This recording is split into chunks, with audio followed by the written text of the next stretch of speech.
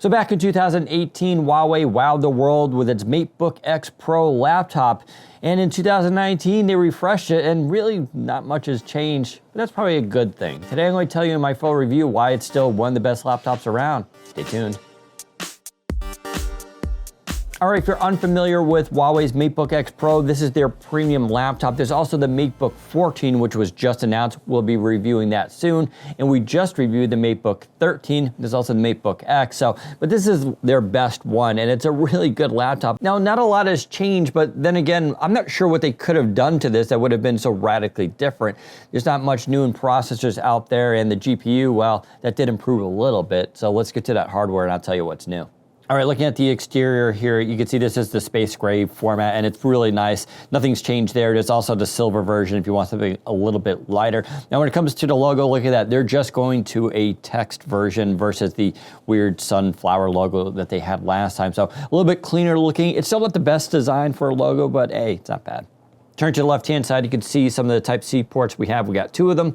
One is going to be used for charging. The other one is Thunderbolt 3, and I'm happy to report that it is full 4 PCIe lanes this year. Last year's version was just 2. You can still use it with external GPUs.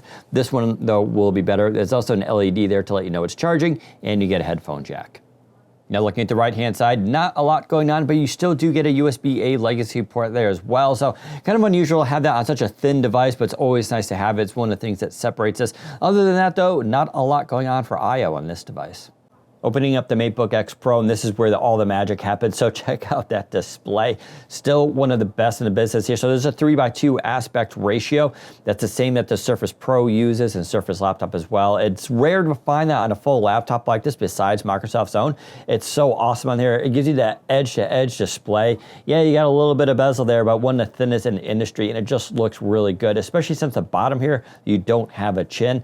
Overall, though, this is a very good display. You're talking 100% sRGB and 75% Adobe RGB, so the color accuracy is there. It's also a touchscreen. Doesn't support pen, but that's okay. You still do get the touchscreen. And the brightness is very good. They say around 450 nits. I measured around 420 nits. That is really bright. Most laptops are around 300 or 320. So going over 400, well, it's gonna be really nice. Now, I still have to point out, as on all Huawei laptops, they do have the sensor to auto adjust the brightness. That's awesome. Not a lot of laptops have that. Theirs, though, is super aggressive. So if you leave it on, it's gonna make the screen really dim. That'll save your battery life. If you can live with it, it'll help you out. But I think a lot of you will probably want to turn it off, and you'll just control the brightness through the dedicated keys. Looking at the keyboard deck here, not a lot has changed, so the keyboard is still very good, around 1.2 millimeter for travel, so not a ton, but it's pretty good. Maybe it's 1.1 millimeters. It's pretty shallow, but it's not too bad on there. You do get backlit keys that look really nice in the dark, and you get that nice contrast here as well. And because there's no room for the web camera, well, they put it here in the deck, and it pops up. Now, depending on how you use a web camera, that may bother you, or like me, I really don't care. I barely use web cameras, so this is totally fine for me. That's what Huawei has said. Barely anyone uses these things, so they're okay with it. But since everybody grilled Dell so hard on it, you gotta grill, I guess, a little bit Huawei here too, but in the end, you get that amazing display. I think the trade-off is worth it. Now in the upper right corner, you do get a power button with a fingerprint reader built in, so that's your Windows Hello authentication. And Huawei does a trick here that when you turn that on and you see the Huawei logo show up, so it's coming out of a deep hibernation, if you have your finger on at that moment, it actually holds onto the fingerprint, so then it automatically logs you into Windows Hello. Looking at the trackpad, you can see it's one of the biggest trackpads you'll see on any laptop, besides a Mac, of course, who have set the bar for that. Just really massive, very smooth, precision drivers, really nice trackpad. I have no problems with it, but for those wondering about that rattle, yeah, there's still a little too much movement I don't really care for on this trackpad. It's not really rattling, but you can definitely feel like it's got a little bit of movement. They haven't changed it at all from last year, so I hope they can fix that going into the future. It's still a really good trackpad though. I had no issues for using it, and that's really all that matters. Now, another thing that Huawei does right with this laptop is the speakers. You get 4 speakers here on the top deck. They are Dolby Atmos tuned, and they're just really good audio. You can't really ask for much more than that. If you're looking for a media device, well, this one's gonna be for you. Just really good speakers on the top deck. All right, so far everything's basically the same except for that Thunderbolt 3, but let's talk about what is new here. So you do get an Intel Core i7 or a Core i5. This one's the 8565U, so that is Whiskey Lake. That is the latest 8th generation processor from Intel, and you're going to get a little bit higher clock right here, so this is going to perform a little bit better than last year's model. Now, if you did buy last year's model recently, don't worry, this is not a huge upgrade. There's really no reason to go get this one, but still, having that little extra CPU clock speed does help. You also get a little bit better battery life as well because, well, that chip is slightly more efficient. You can also get 8 or 16 gigs of RAM. That is DDR3. I know that bothers some of you. Why is it not DDR4? Not really sure. Now, the SSD in this is always very good. Huawei just uses very good components in their devices. Last year was Samsung. This year, they're using Western Digital, which is something I've actually seen in a lot of laptops lately. Now, those speeds come around 3,400 for read and around 2,700 for write. So this is going to be a very good SSD and power performance. We have the 1 terabyte model with us right now. That's pretty amazing to have that in such a device. Now that battery is 57 watt hour, which is a pretty good size. And combined with that processor, well, you're going to still get around 8 to 10 hours of battery life out of this thing, which puts us in one of the top categories for laptops with great battery life. So if that's really important to you and you want performance, well, this is going to be one of the best devices out there.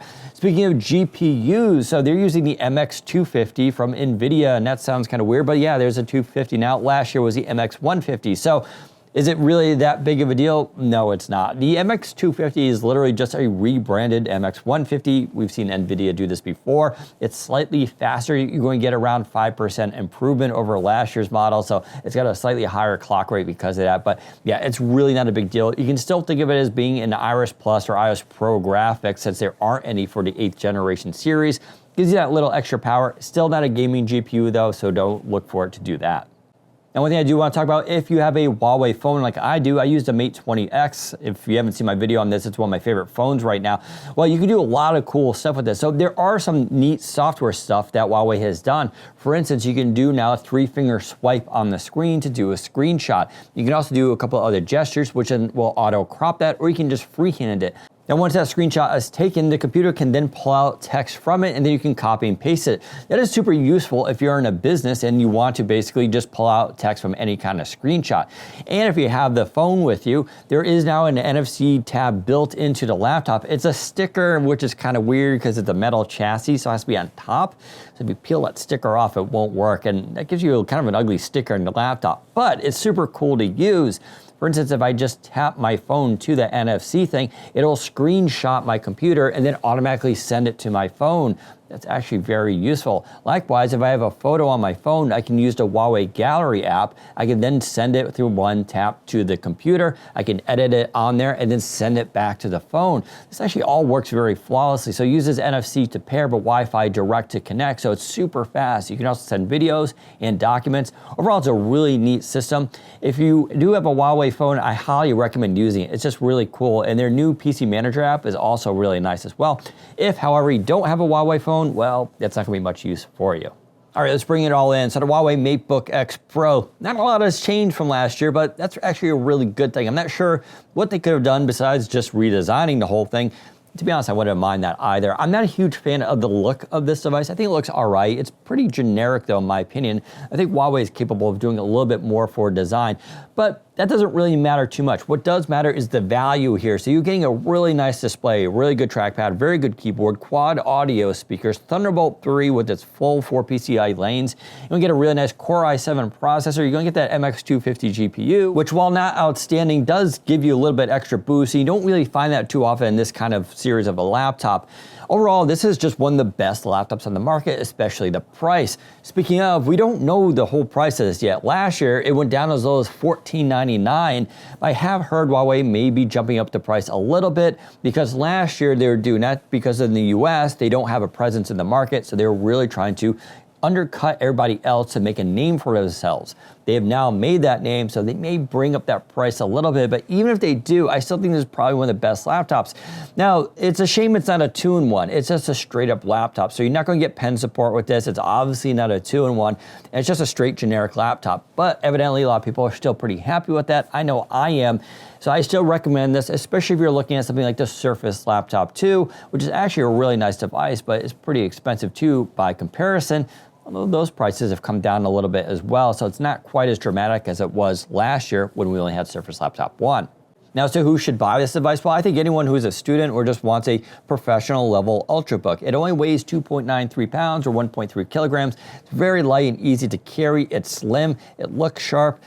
Really not a lot to like here. You may have some issues with Huawei. I still don't. If this laptop, folks, was stealing any of your info, well, it would be pretty easy to notice. You just have to connect it up to a network sniffer and you'd see where all your data is going. So far as I know, no one's noticed anything going back to China. So I find this little paranoia a little bit weird, but I'll leave that up to you as you're the buyer here. Overall, though, Huawei has done it again with the MateBook X Pro. I think they're one of the best companies right now for laptops, which is saying a lot considering how new they are. But if you're looking for one of the best 14-inch laptops on the market, well, you don't have to look much further than this. All right, so there's a quick look at the Huawei MateBook X Pro for 2019. It comes out sometime in May, global markets everywhere, so look for it on your store shelves there. Now, if you have any questions or comments, leave them below. You can also go into our description for more links, including our full review. Otherwise, if you like this video, give us a thumbs up and don't forget to subscribe. Thanks for watching. Take care, everyone. So back in 2018, Huawei wowed the laptop world with its MateBook X Pro laptop. I said laptop too many times. So back in 2018, Huawei wowed the world with its Why can't I remember its name?